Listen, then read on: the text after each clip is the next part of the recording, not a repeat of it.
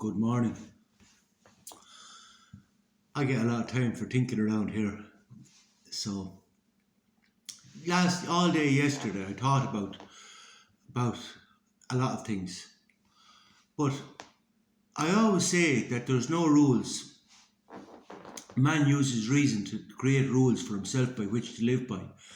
And I think this is the most important thing, no matter what philosophy or religion that you're following, because I think this is the most important thing and for the simple reason that it's reason that separates us from the lower animals. And this is why it's down to our faculty of reason, But this is why I say, well, I actually didn't say it, Epictetus said, but I agree with him, that if you haven't developed your faculty of reason, then you're a lower animal because you're no different from the lower animals. Do you know what I mean? Because even though like this, people say, oh, we have free will, but you don't actually have any free will if you haven't developed your faculty of reason, and if you don't actually question yourself, your actions, your thoughts, then you've no free will. You're just responding to stimuli. You're just responding to stimuli. So you're the very same as a cat or a dog. Although you might have a certain nature and you might have a certain nurture, you're not questioning anything. You're not establishing your own values. You're not defining your own morality. So this more or less means you just respond to stimuli. You know what I mean? You get a thought in the mind. This causes an emotional reaction. You respond accordingly or react accordingly, and this would make you a lower animal. Like if you make a dog scared or corner a rat, he's going to attack you. And this is an instinctual response. I'm nearly out of coffee, but this is an instinctual response. But what I'm saying then is develop your faculty of reason. This is to say there are no rules. But how this actually comes about yesterday was we were on this whole thing of no judgment, because I was telling a lad upstairs stories about me that would make the hair stand in the back of your neck. Because I wanted to, he was very much like, this is the same man that does the acceptance. So now we've actually reached a synthesis on the acceptance, because I was saying I've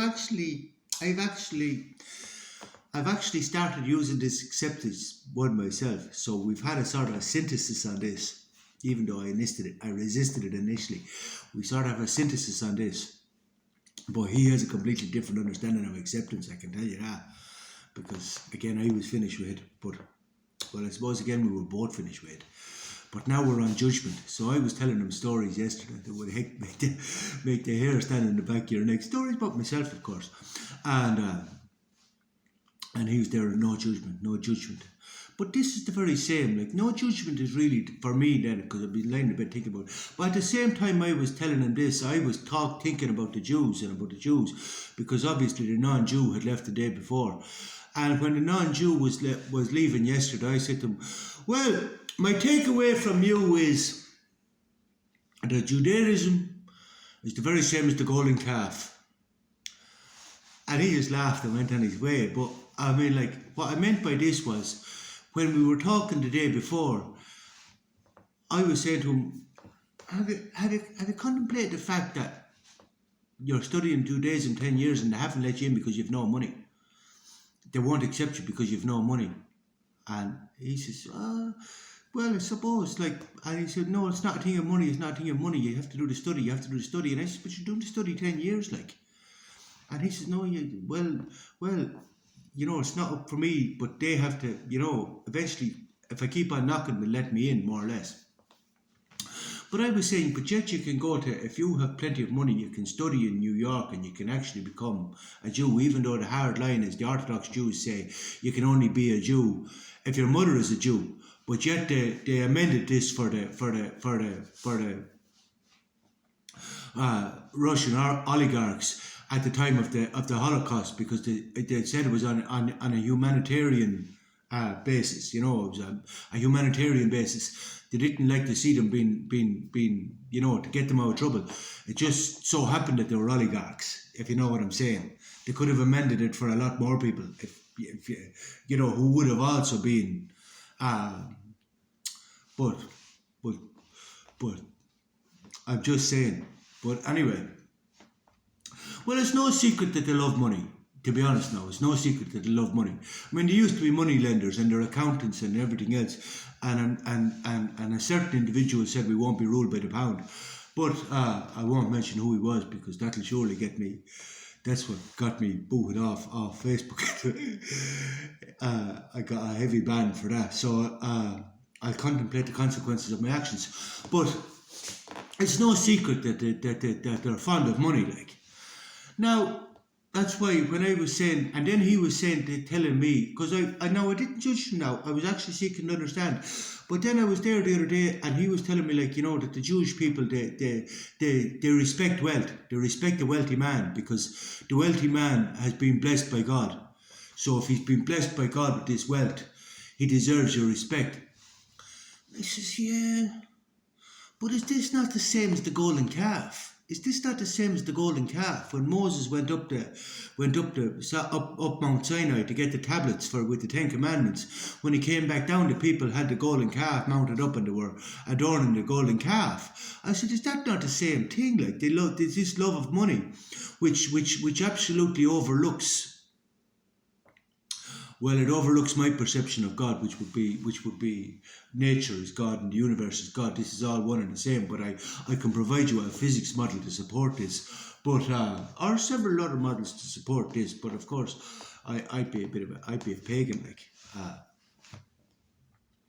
I'm not questioning their beliefs. I'm just saying that this is directly out of the Hebrew Bible is the story of the golden calf. And I just said, but is that not in conflict with that? Like, you know, did you just overlook this? And then I was thinking about this all day yesterday, about the golden calf in relation to Judaism. And then I was thinking about crime and punishment. Now, in crime and punishment, there was, it more or less kicks off the protagonist in the story, Raskolnikov, kills an old woman, but she was a pawnbroker, and the whole thing was he overheard in the bar her being called an evil bitch. Now this is a judgment, and then he clung to this idea that she was an evil bitch and said that he was going to eradicate the evil, and he believed himself to be the righteous man for doing so, for eradicating the world of this evil bitch. Now that's a judgment, but at the same time, you see, you could say no judgment, but if you say no judgment, that's a rule. Now, and I'm no good with rules, but if you seek to understand, you could say big fish eat little fish, and this is nature. This is nature. Big fish eat little fish. Now, this is nature. This is back to the predator and prey thing. Now, if you understand this, that this is the binary opposite, prey and predator, which I said to you in a previous video, you can make this a choice. You can say to yourself, you can acknowledge the fact that you're prey, and now I'm going to become the predator. Now, if you become the predator, it's all comes back to my thing against the categorical imperative. And the categorical imperative is basically don't do to others what you wouldn't like done unto yourself. But my point is that if you become strong enough or clever enough or whatever it is, you could say to yourself, you're free to do this to me as soon as you're able. You know what I mean? Basically, you mitigate the consequences. So basically, it's not that you're a bully, it's that you do what's right, what you feel is right. But obviously, you know it's coming and you mitigate them, so you strengthen yourself to mitigate the consequences. And this is conducive to the evolutionary process. In other words, if Rome goes and attacks France, it can brace itself and build itself strong enough because it can expect an attack from someone else. But to just say, come on if you're able. Come on if you're fucking able. And that's conducive to the evolutionary process. Whereas if everybody goes, oh no, I'm not going to do that to you because I wouldn't like that done unto me, then everybody gets soft. We have what develops then is pure complacency, and what we actually have now, we have Nietzsche's last man, the taming of man. So everybody becomes more and more neurotic. Everybody goes, oh no, I won't do that to you because I wouldn't like that done to me. Let's all be fannies together. And this is why I wrote my opposing argument to the categorical imperative. But let's go back to the thing. Let's go back to the Jews. So then I said to myself, but is that not against the Hebrew Bible? Is that not against your teachings? And then I was lying in bed last night and I was thinking to myself, well, that's like me with the Stoicism. That's like me with the Stoicism. I say it's not an ethical doctrine. It's not an ethical doctrine. It's not a fucking rule book. And I used to say to the boys, and they kicked me out of every philosophy group. Oh, they kicked me out of every Stoics group anyway. But they kicked me out because I used to say, show me the rules. Show me the rules. Is there a rule book? I didn't see that in the rule book. I didn't see that in the rule book. Where's the rule book? And that's because they were taking these philosophies and they were imposing their morality. They were writing rules, their interpretation of it, and making rules, which was, you know, which was subject to their interpretation of this book. And I said to myself, yeah, well, then if we do the same with the Bible, I said it's not for me to do an interpretation of the Bible and make rules on it.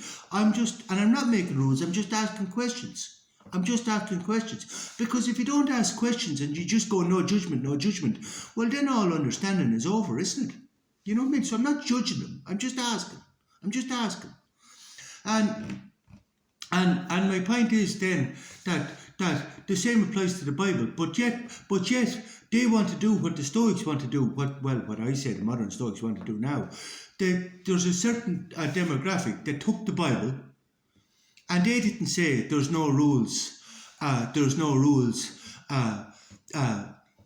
man has to use reason to create rules by which to live by.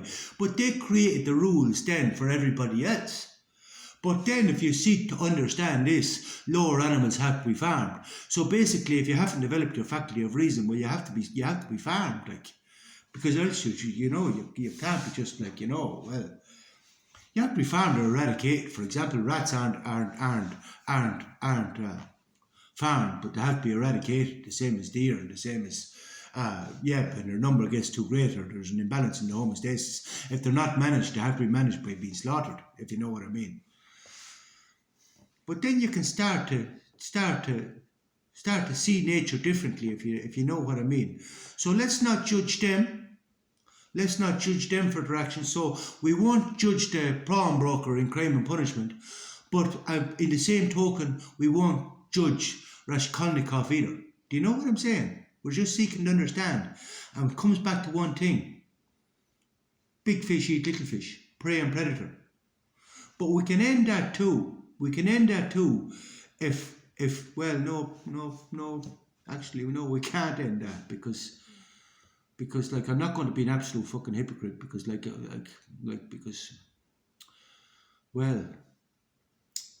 the plans that I have in mind, I would be a hypocrite because I'm going to prey on a certain demographic. I'm not going to be a hypocrite about it. I'm going to prey on a certain demographic. I won't oppress them. If things go the way I want them to go, the way I would like them to go, the way as I intend them to go, then I won't impress. I have no intention of oppressing anybody. I want to build a new hierarchical system, but not impose myself on any other hierarchical system, or not oppress any other hierarchical system. Basically, it won't be the oppressed become the oppressor, and that's what I want to change. Because you have to look at how can you do things differently if you want to break out from the fucking hamster wheel. I have to look at how I do things differently, but I wouldn't look to oppress anybody. But I will prey on them, yes. I will prey on them because obviously, there has to be exposure therapy. Because if there's no exposure therapy, we're back to the, I want that to you, do that to you, and you don't do that to me. Let's hold hands and run around the fields. That's not conducive to the evolutionary process. There has to be exposure therapy, and God knows I get fucking lots of it. Now, I'm not saying that's the reason everybody else has to get lots of it as well. But suffering is an opportunity to adapt and overcome. And that's why, as Nietzsche said, I wished him suffering. To the point where I will probably accommodate that, That's my role. And I'm perfectly good with that. Good morning.